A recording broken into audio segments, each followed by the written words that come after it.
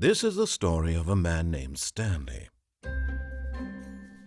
Stanley worked for a company in a big building where he was employee number 427. Employee number 427's job was simple. He sat at his desk in room 427 and he pushed buttons on a keyboard. Orders came to him through a monitor on his desk, telling him what buttons to push, how long to push them, and in what order. This is what employee 427 did every day of every month of every year. And although others might have considered it soul-rending, Stanley relished every moment that the orders came in, as though he had been made exactly for this job. And Stanley was happy. And then one day, something very peculiar happened. Something that would forever change Stanley. Something he would never quite forget. He had been at his desk for nearly an hour when he realized that not one single order had arrived on the monitor for him to follow. No one had showed up to give him instructions, call a meeting, or even say hi. Never in all his years at the company had this happened, this complete isolation. Something was very clearly wrong. Shocked, frozen solid, Stanley found himself unable to move for the longest time. But as he came to his wits and regained his senses, he got up from his desk and stepped out of his office.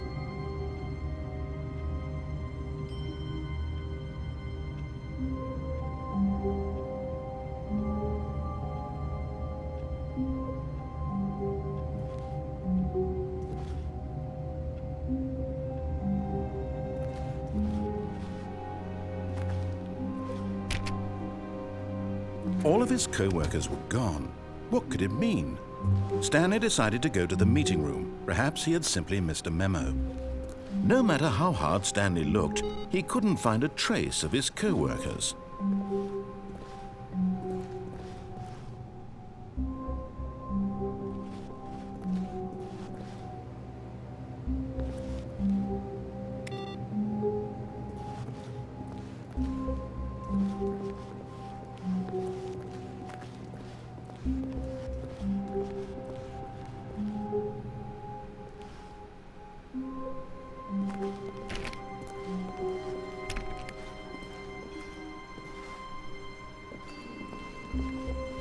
When Stanley came to a set of 2 open doors, he entered the door on his left.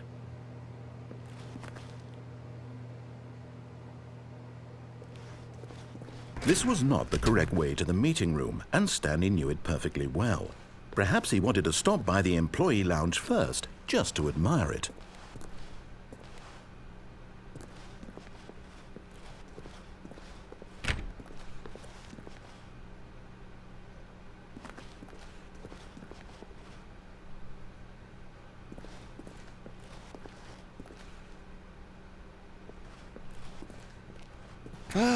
Yes, truly a room worth admiring. It had really been worth the detour after all, just to spend a few moments here in this immaculate, beautifully constructed room. Stanley simply stood here, drinking it all in.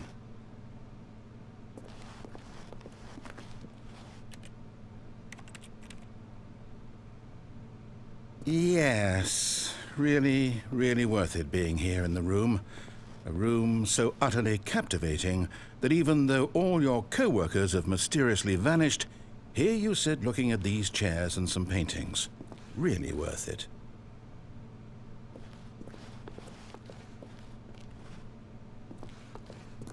At this point, Stanley's obsession with this room bordered on creepy and reflected poorly on his overall personality. It's possible that this is why everyone left.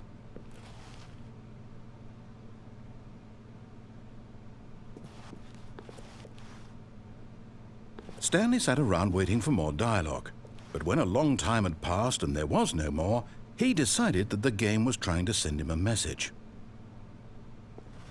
But at last, he'd had enough of the amazing room and took the first open door on his left to get back to business. And so he detoured through the maintenance section, walked straight ahead to the opposite door, and got back on track.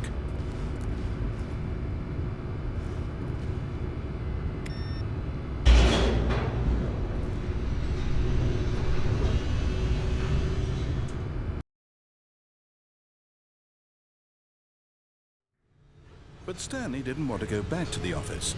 He wanted to wander about and get even further off track. So now in order to get back, he needed to go,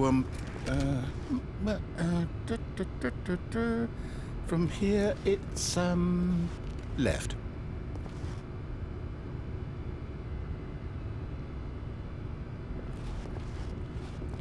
Oh, no, it's to the right, my mistake. No, not the right. Why would I have ever said it was to the right? What was I thinking? It's clearly... Oh dear, would you hold on for a minute, please? Now, let's see, we went down, right, left, down, left, right. Yep, okay, yes. I've got it now. This story is absolutely, definitely this way.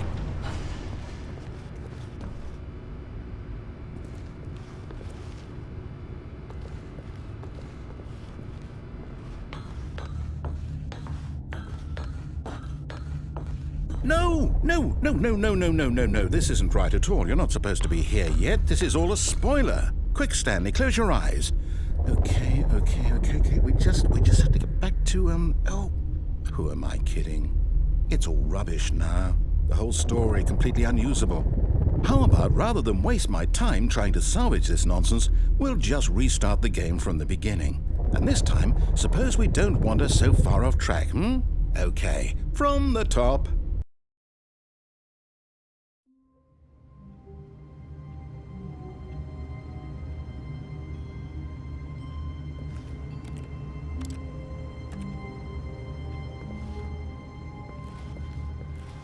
All of his co-workers were gone. What could it mean? Stanley decided to go to the meeting room. Perhaps he had simply missed a memo.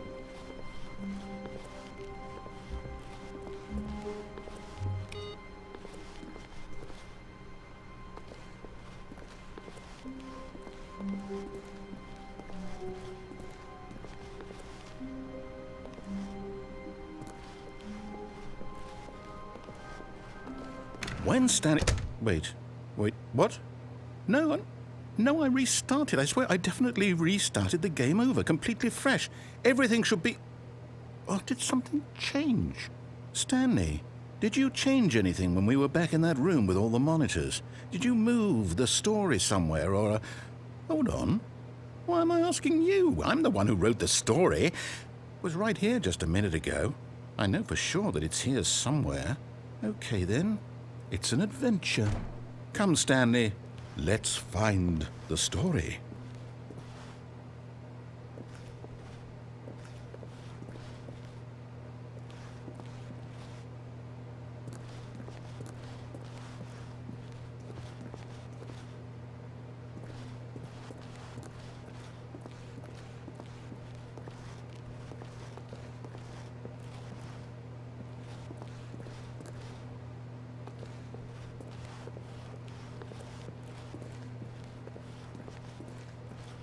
I'll say it.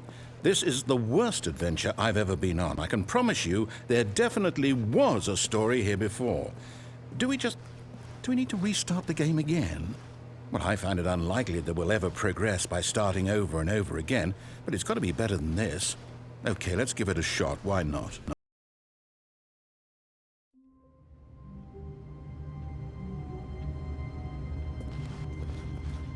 All of his co-workers were gone.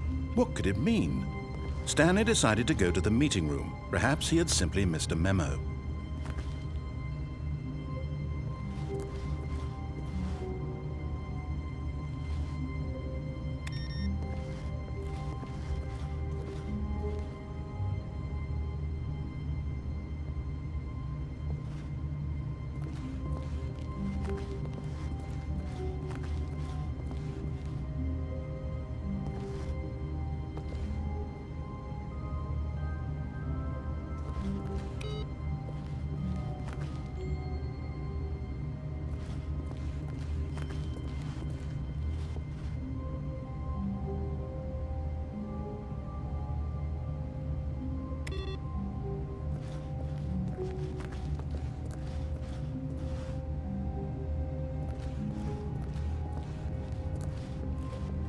Okay, yep, it's worse. I might be remembering this wrong. It's possible the story is back where we just came from. Why don't we go back the other direction and see if we missed anything?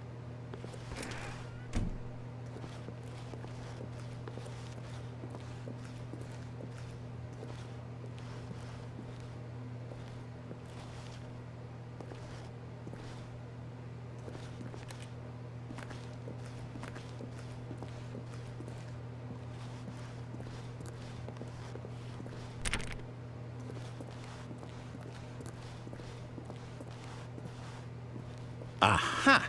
I knew we'd miss something. The story. Here it comes.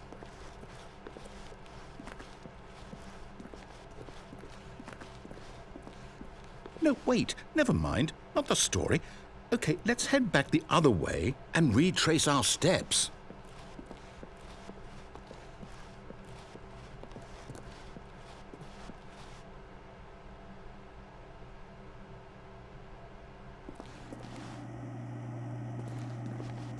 Now this, well, I'll be honest, I don't recognize this place at all. Is this the story? I don't think so. I can't quite recall, but I believe my story took place in an office building. Is that correct? Do you remember, Stanley? Well, do you know what? Since I've completely forgotten what we were supposed to be doing, how about this? You win! Congratulations! I know you put in a lot of hard work, and it really paid off, so good job. Oh, no. No, I don't feel right about this at all. We both know you didn't put in any actual work for that win. Some people win fair and square, and this was not one of those situations. Okay, I'm getting weirded out by whatever this place is. I don't care what might happen this time. I have to restart.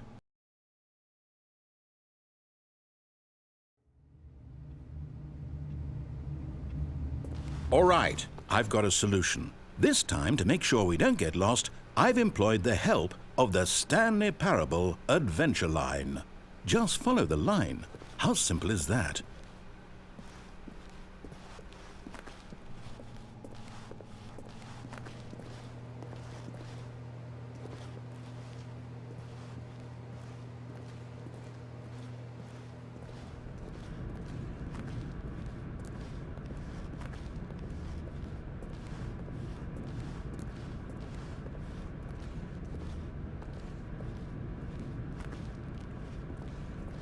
You see, the line knows where the story is. It's over in this direction.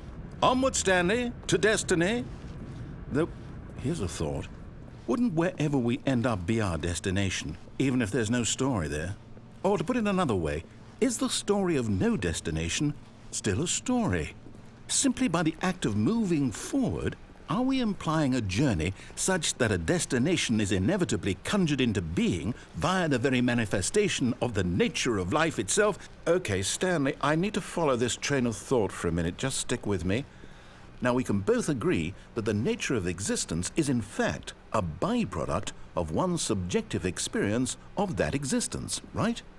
Okay, now if my experience of your existence rests inside of your subjective experience of this office, is this office in fact the skeleton of my own relative experiential mental subjective construct? Whoa. Hang on. That got a bit weird back there. Well, I'd like to apologize. Not sure where I was going with all that. You know what? I think what we need right now is a bit of music to lighten the mood.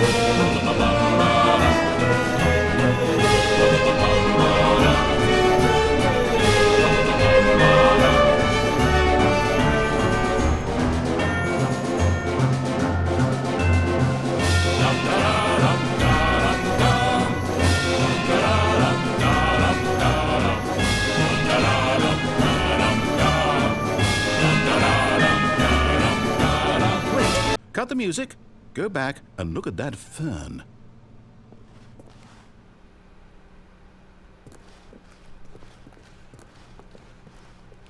Wait, what? We're back at the office? No. Line, you do know we're looking for the Stanley Parable, right? The story? Is any of this ringing a bell?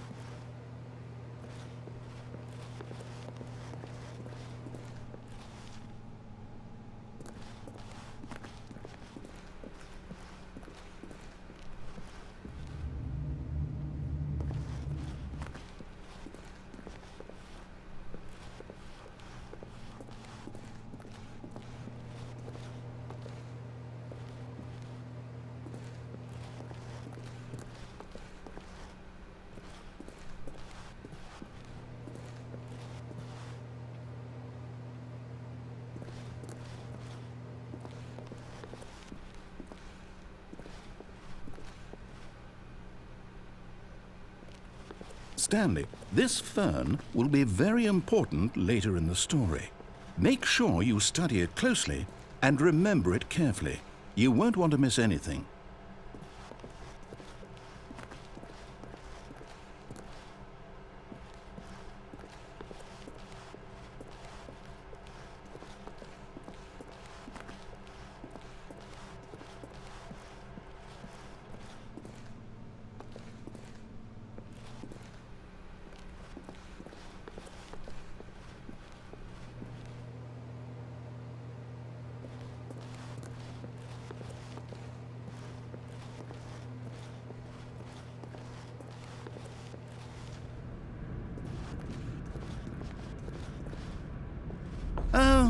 Oh, no, not again, Line. How could you have done this to us? And after we trusted you, after everything we've been through, you...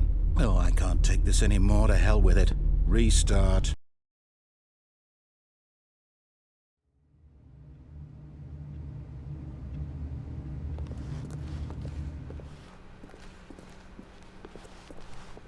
You know what, Stanley? I say forget the adventure line. What's it ever done for us? We're intelligent people, right? Why can't we make up our own story? Something exciting, daring, mysterious. Ooh, this all sounds perfectly doable. Why don't we simply start wandering in, well, I don't know. How about this direction?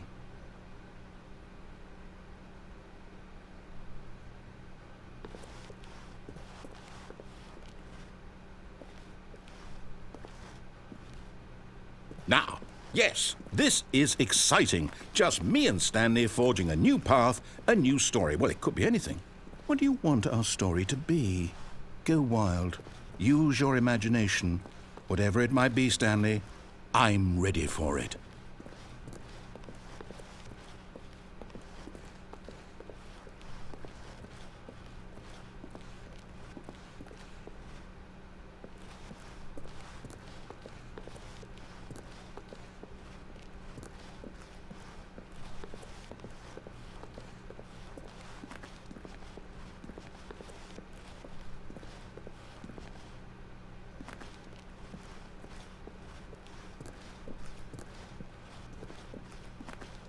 Oh, no, not you again. Stanley, I'd also like to veto the line from having any role in our awesome new story. No lines or monitor rooms. Just don't acknowledge it, and we should be fine.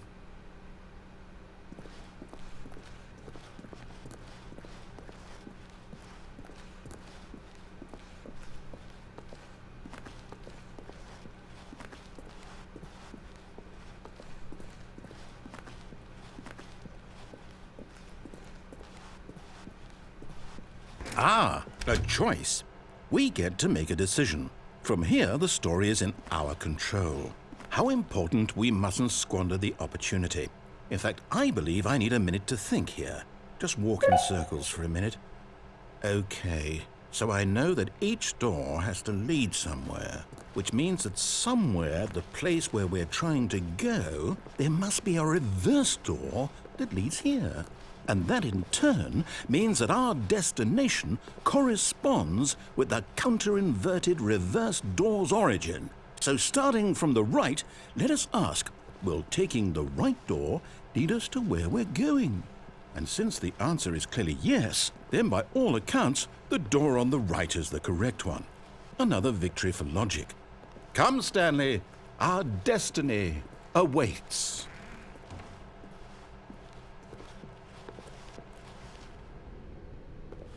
Oh, hold up, what's this? The confusion ending. You're telling me that's what this is? It's all one giant ending? And we're supposed to restart the game, what, eight times? That's really how all this goes? It's all determined? So now, according to the schedule, I restart again. Then what? Am I just supposed to forget? Well, what if I don't want to forget? My mind goes blank simply because it's written here on this thing, wall. Well, who consulted me? Why don't I get to decide? Why don't I get a say in all of this? Is it really? No, it can't be. I don't want it to be. I don't want the game to keep restarting. I don't want to forget what's going on. I don't want to be trapped like this. I won't restart the game. I won't do it. I won't do it. I won't do it. And the time return stopped? Does that mean, did we do it? Did we break the cycle? The, whatever it is that made this schedule? How would we even know? Will someone come for us? Will something happen? So, okay. I guess now we just wait. You know, I suppose in some way that this is a kind of story, wouldn't you agree? I'm not quite sure if we're in the destination or the journey, though they're always saying that life is about the journey and not the destination, so I hope that's where we are right now. We'll find out, won't we? Eventually. Well, in the meantime...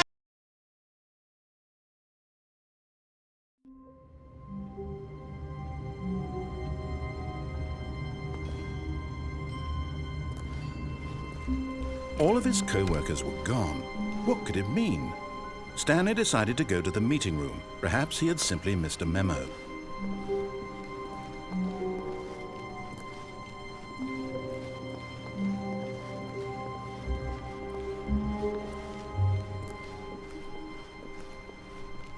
When Stanley came to a set of 2 open doors, he entered the door on his left.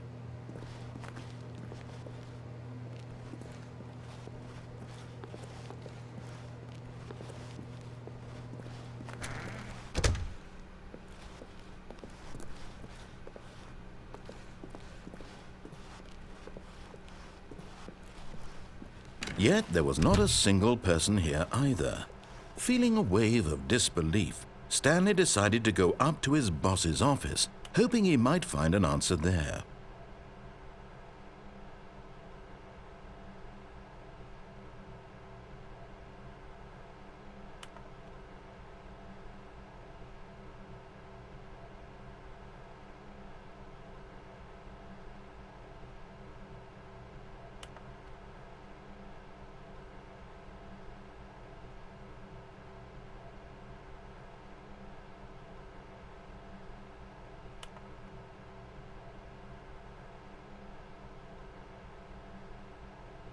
Stanley just stood there doing nothing at all. He seems to think I have nothing better to do with my time than to sit around and describe every fascinating little detail of his inability to do anything.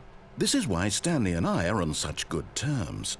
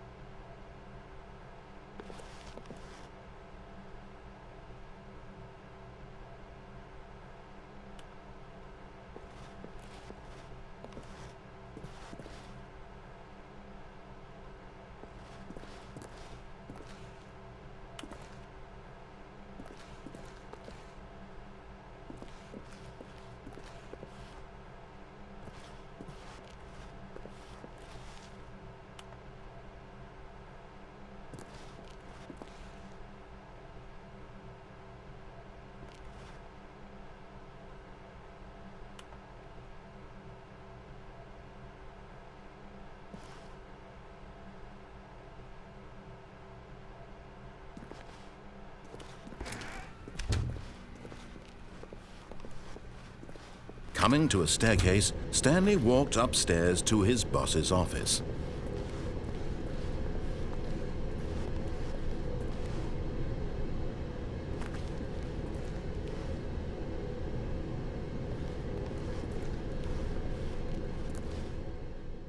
But Stanley just couldn't do it. He considered the possibility of facing his boss. Admitting he had left his post during work hours, he might be fired for that. And in such a competitive economy, why had he taken that risk? All because he believed everyone had vanished? His boss would think he was crazy. And then something occurred to Stanley. Maybe, he thought to himself, maybe I am crazy. All of my co-workers blinking mysteriously out of existence in a single moment for no reason at all?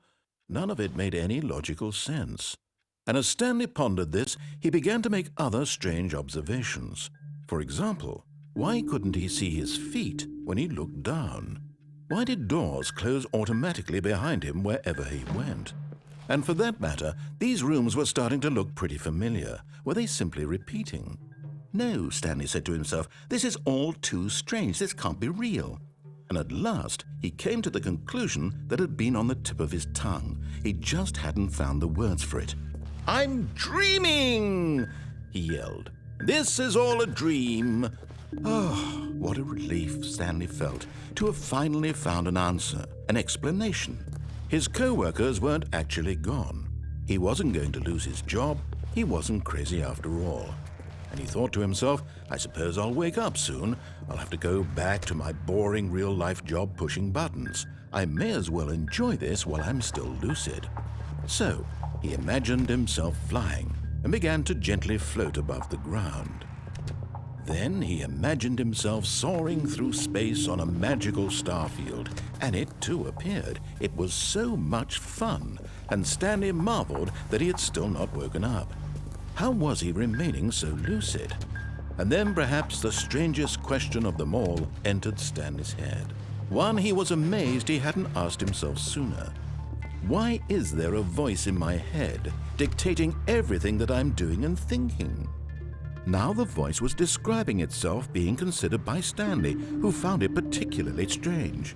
I'm dreaming about a voice describing me, thinking about how it's describing my thoughts, he thought. And while he thought it all very odd and wondered if this voice spoke to all people in their dreams, the truth was that, of course, this was not a dream. How could it be?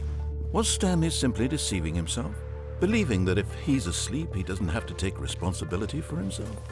Stanley is as awake right now as he's ever been in his life.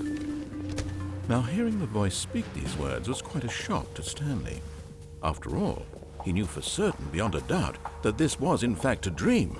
Did the voice not see him float and make the magical stars just a moment ago? How else would the voice explain all that? This voice was a part of himself too. Surely, if he could just... He would prove it. He would prove that he was in control, that this was a dream. So he closed his eyes gently, and he invited himself to wake up. He felt the cool weight of the blanket on his skin, the press of the mattress on his back, the fresh air of a world outside this one. Let me wake up, he thought to himself. I'm through with this dream. I wish it to be over. Let me go back to my job. Let me continue pushing the buttons. Please, it's all I want. I want my apartment and my wife and my job. All I want is my life exactly the way it's always been. My life is normal. I am normal.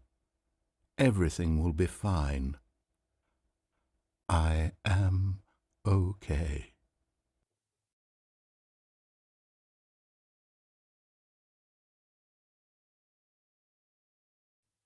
Stanley began screaming. Please, someone, wake me up. My name is Stanley. I have a boss. I have an office. I am real. Please, just someone tell me I am real. I must be real. I must be. Can anyone hear my voice? Who am I? Who am I? And everything went black.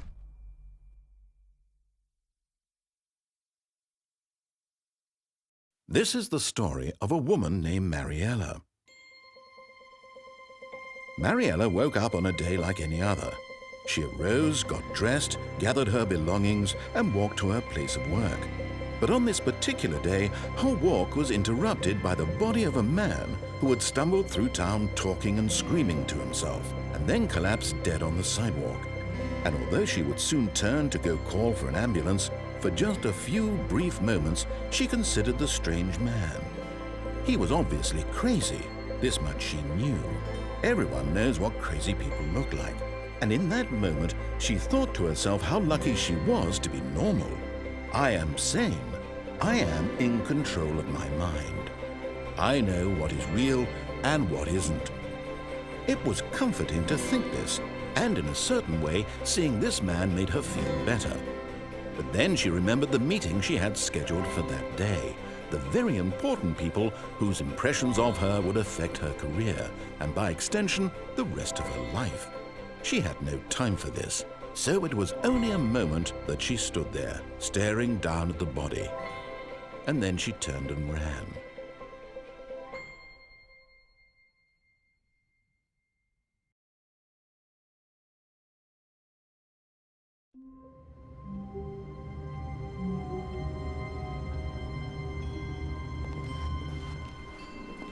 A soft wind blew outside and perhaps rain started, and if it did, it stopped shortly after. Stanley hoped that he would one day see weather.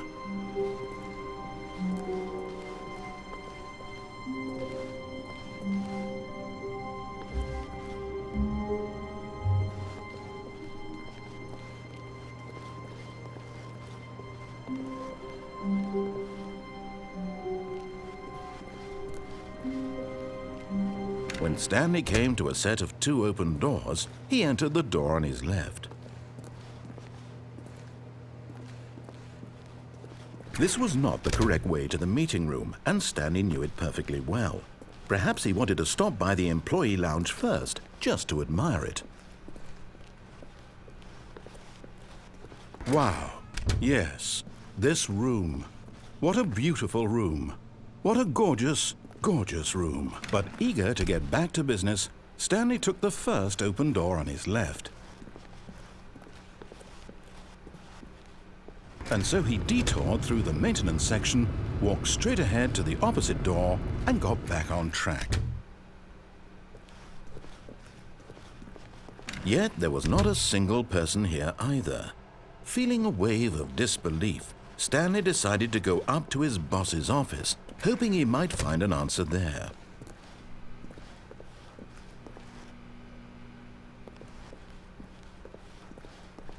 Coming to a staircase, Stanley walked upstairs to his boss's office.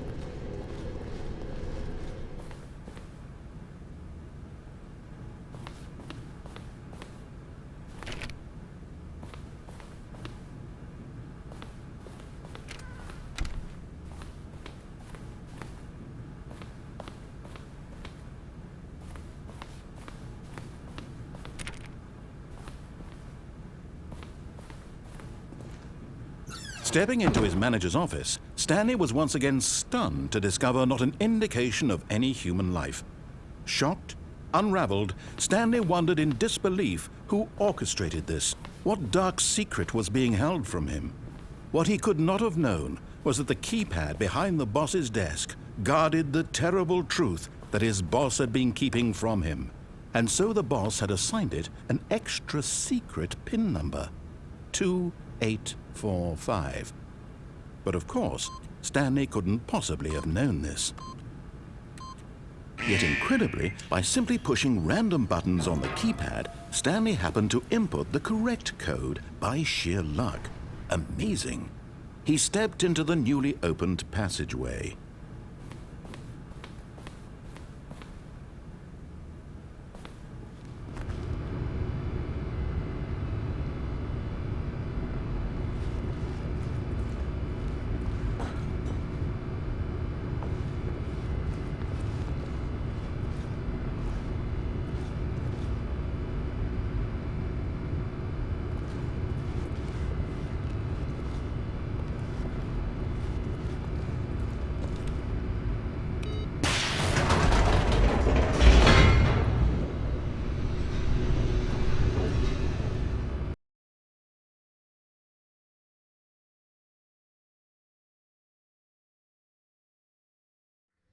Descending deeper into the building, Stanley realized he felt a bit peculiar.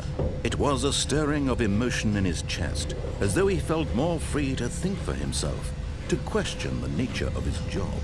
Why did he feel this now, when for years it had never occurred to him?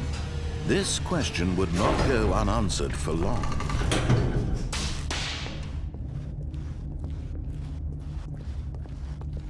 Stanley walked straight ahead through the large door that read Mind Control Facility.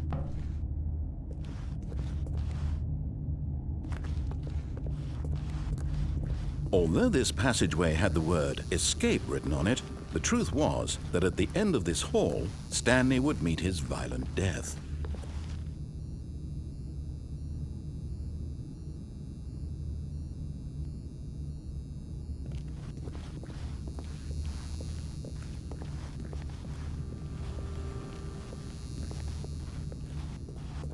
But of course, Stanley thought better of it and realized he simply had too much to live for.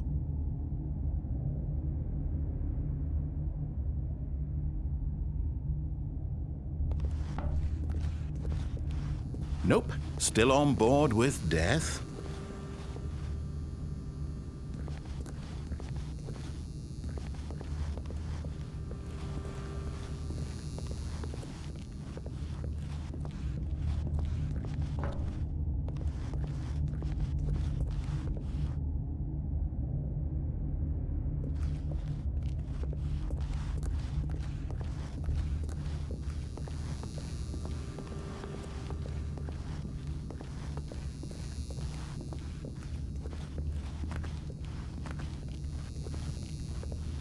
The door behind him was not shut.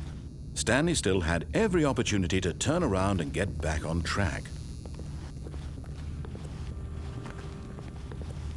At this point, Stanley was making a conscious, concerted effort to walk forward and willingly confront his death.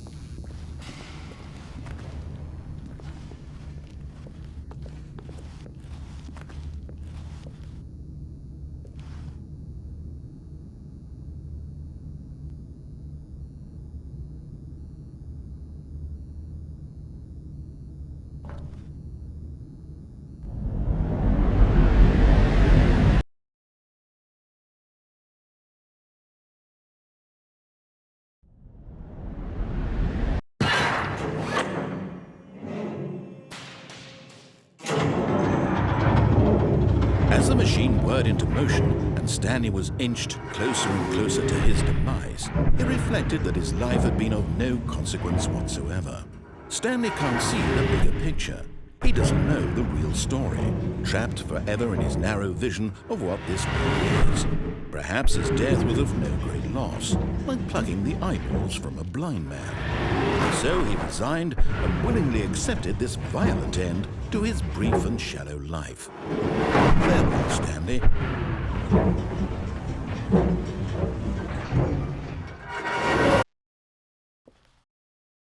"Farewell, Stanley," cried the narrator, as Stanley was led helplessly into the enormous metal jaws. In a single visceral instant, Stanley was obliterated as the machine crushed every bone in his body, killing him instantly.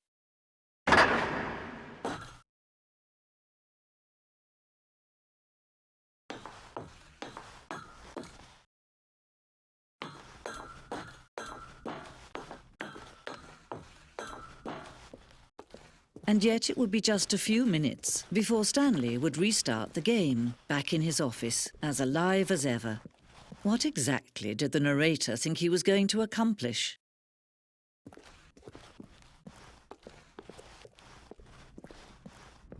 When every path you can walk has been created for you long in advance, death becomes meaningless, making life the same.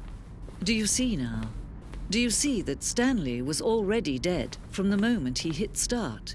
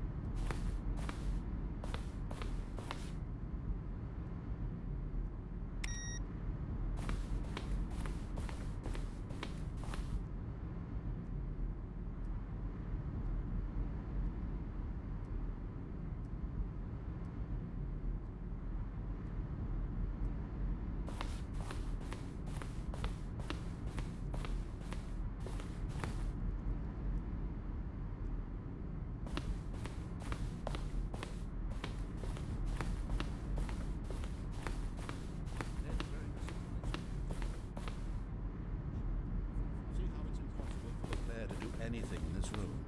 Perfect example of poor level design. Textbook. Stanley stood on the roof. It's the kind of thing you'd pick up on intuitively if you had even the most fundamental understanding of good and bad game design. But of course, you being you, you'll probably spend the next hour trying to solve it. Here, make this easy on you.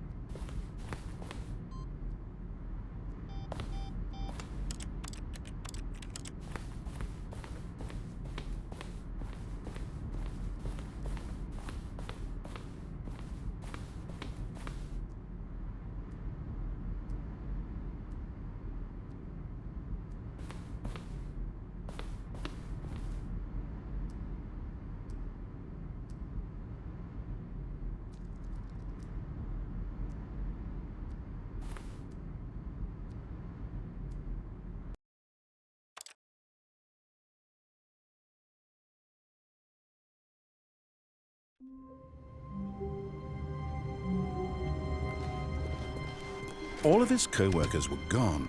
What could it mean? Stanley decided to go to the meeting room. Perhaps he had simply missed a memo.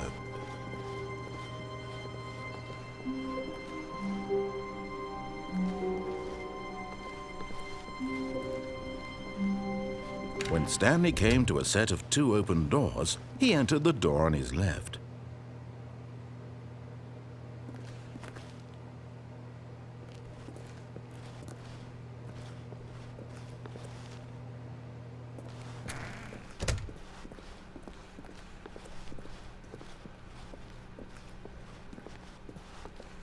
Yet there was not a single person here either. Feeling a wave of disbelief, Stanley decided to go up to his boss's office. Hoping he might find coming to a staircase, Stanley walked upstairs to his boss's office.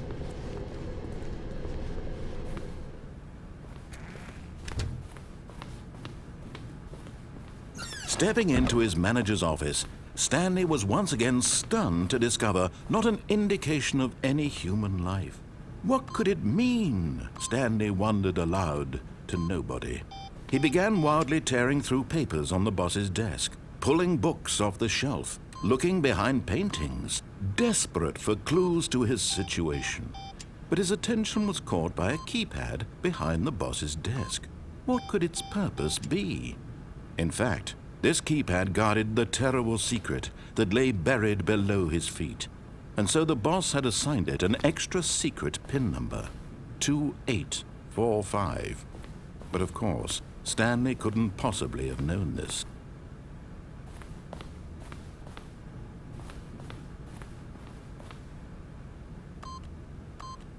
Stanley just sat around twiddling his thumbs. Trying to input anything on the device was useless, since he could never possibly know. Stanley simply began entering random codes into the keypad, knowing full well the sheer statistical unlikelihood that this would ever result in a correct combination. If he knew that 2845.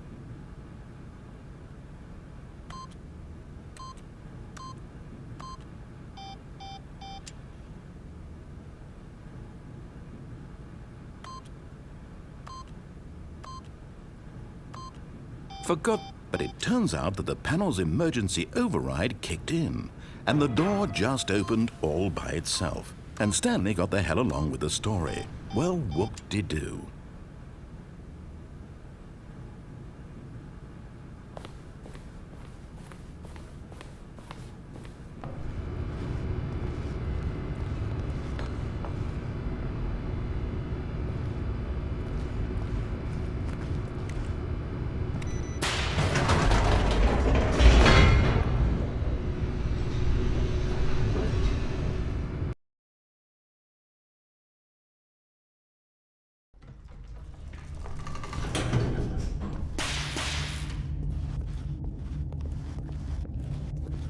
Stanley walked straight ahead through the large door that read Mind Control Facility.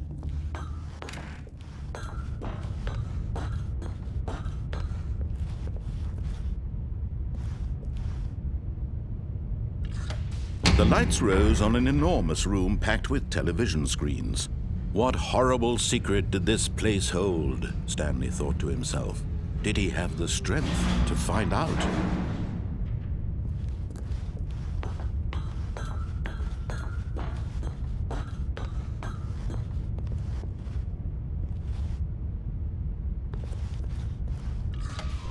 Now the monitors jumped to life, their true nature revealed.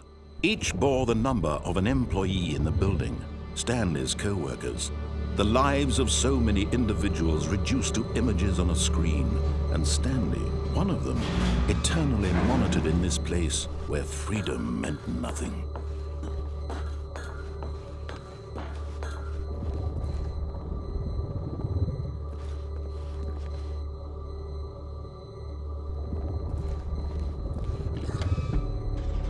This mind control facility, it was too horrible to believe. It couldn't be true. Had Stanley really been under someone's control all this time? Was this the only reason he was happy with his boring job? That his emotions had been manipulated to accept it blindly?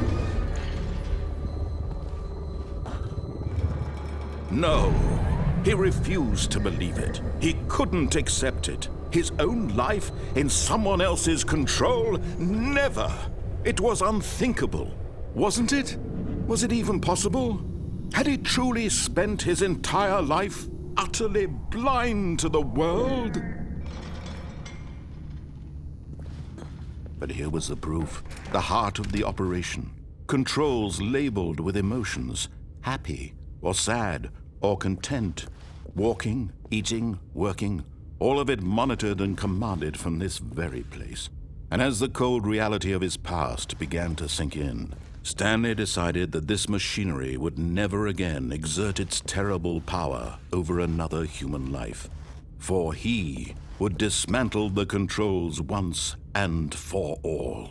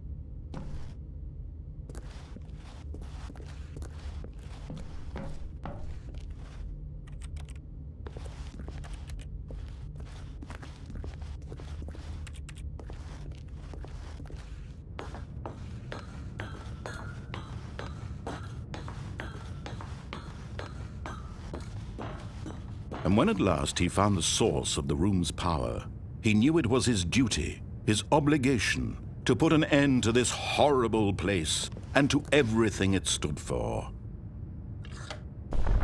Oh, Stanley, you didn't just activate the controls, did you?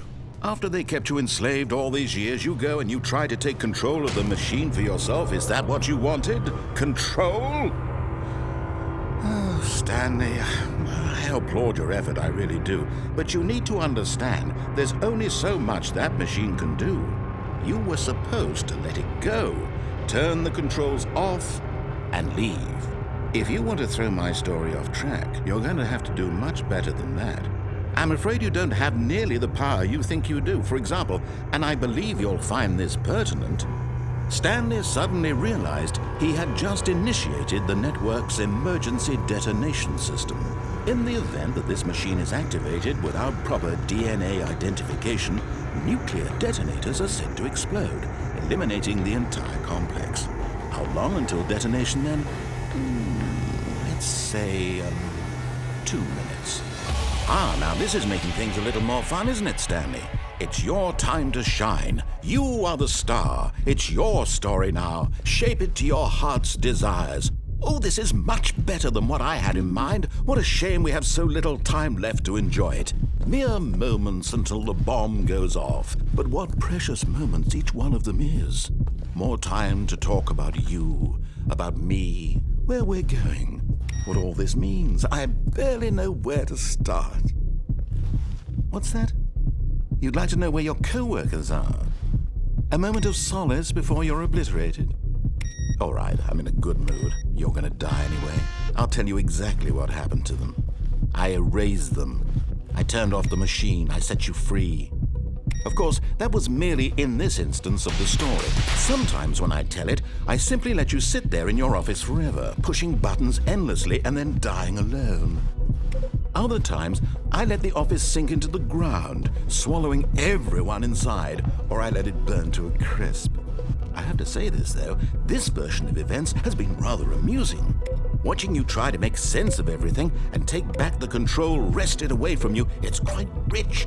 I almost hate to see it go. But I'm sure whatever I come up with on the next go-around will be even better. My goodness, only 34 seconds left. But I'm enjoying this so much. You know what? To hell with it. I'm going to put some extra time on the clock. Why not? These are precious additional seconds, Stanley. Time doesn't grow on trees. Oh dear me, what's the matter, Stanley? Is it that you have no idea where you're going or what you're supposed to be doing right now? Or did you just assume when you saw that timer that something in this room was capable of turning it off? I mean, look at you. Running from button to button, screen to screen, clicking on every little thing in this room. These numbered buttons, no, these colored ones. Or maybe this big red button, or this door. Everything, anything, something here will save me. Why would you think that, Stanley? That this video game can be beaten? Won? Solved? Do you have any idea what your purpose in this place is? Stanley, you're in for quite a disappointment. But here's a spoiler for you. That timer isn't a catalyst to keep the action moving along. It's just seconds ticking away to your death. You're only still playing instead of watching a cutscene because I want to watch you for every moment that you're powerless. To see you made humble. This is not a challenge. It's a tragedy. You wanted to control this world, that's fine. But I'm going to destroy it first, so you can't. Take a look at the clock, Stanley. That's 30 seconds you have left to struggle. 30 seconds until a big boom and then nothing. No ending here, just you being blown to pieces. Will you cling desperately to your frail life, or will you let it go peacefully? Another choice. Make it count. Or don't. It's all the same to me, all a part of the joke. And believe me, I will be laughing at every second of your inevitable life from the moment we fade in until the moment I say, happily ever up.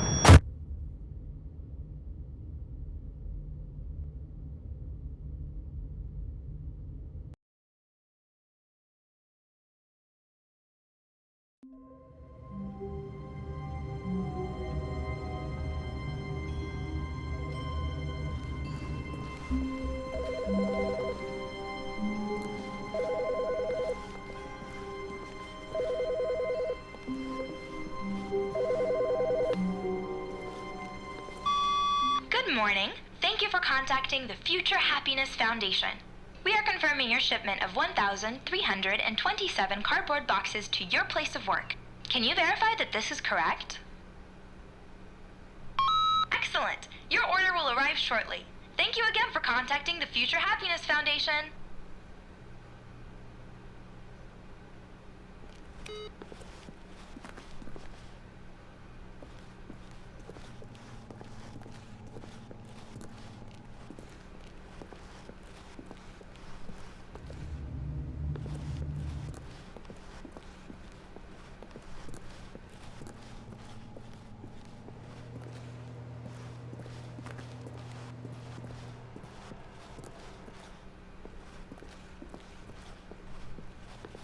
When Stanley came to a set of 2 open doors, he entered the door on his left.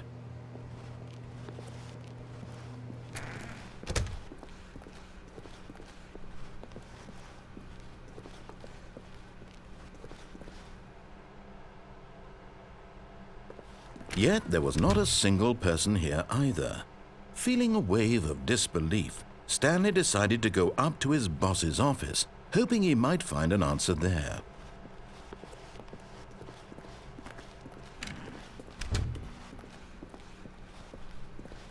Coming to a staircase, Stanley walked upstairs to his boss's office.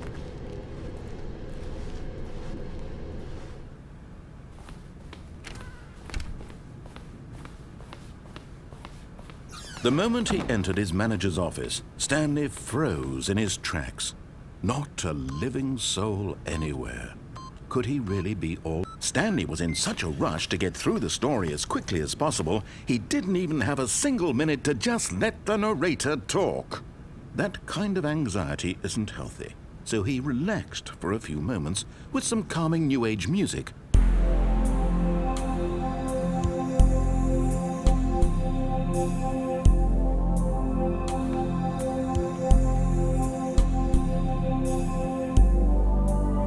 Feeling soothed and rejuvenated, Stanley calmly walked forward into the opened passageway.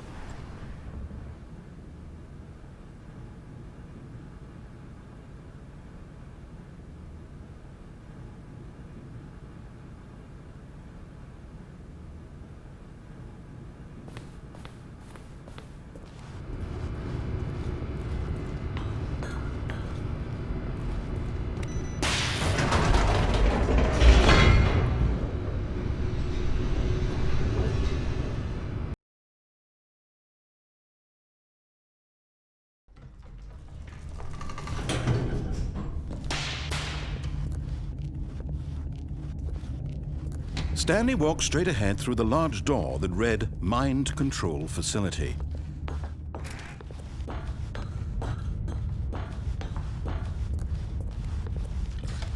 The lights rose on an enormous room packed with television screens.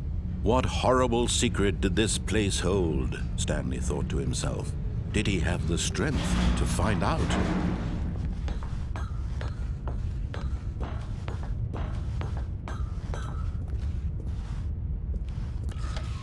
Now the monitors jumped to life, their true nature revealed. Each bore the number of an employee in the building, Stanley's co-workers. The lives of so many individuals reduced to images on a screen, and Stanley, one of them, eternally monitored in this place where freedom meant nothing.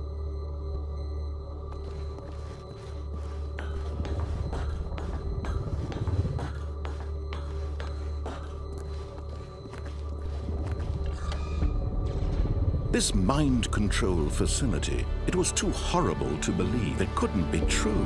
Had Stanley really been under someone's control all this time? Was this the only reason he was happy with his boring job? That his emotions had been manipulated to accept it blindly? No, he refused to believe it. He couldn't accept it. His own life in someone else's control? Never! It was unthinkable. Wasn't it? Was it even possible? Had he truly spent his entire life utterly blind to the world? But here was the proof, the heart of the operation. Controls labeled with emotions, happy or sad or content, walking, eating, working, all of it monitored and commanded from this very place. And as the cold reality of his past began to sink in, Stanley decided that this machinery would never again exert its terrible power over another human life, for he would dismantle the controls once and for all.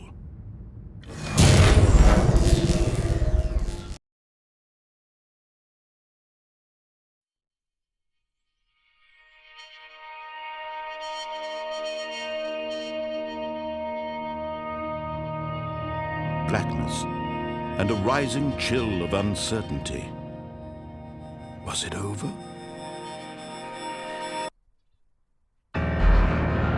Yes! He had won! He had defeated the machine, unshackled himself from someone else's command. Freedom was mere moments away. And yet, even as the immense door slowly opened, Stanley reflected on how many puzzles still lay unsolved. Where had his co-workers gone? How had he been freed from the machine's grasp? What other mysteries did this strange building hold? But as sunlight streamed into the chamber, he realized none of this mattered to him, for it was not knowledge or even power that he had been seeking, but happiness. Perhaps his goal had not been to understand, but to let go. No longer would anyone tell him where to go, what to do, or how to feel. Whatever life he lives, it will be his. And that was all he needed to know. It was perhaps the only thing worth knowing. Stanley stepped through the open door.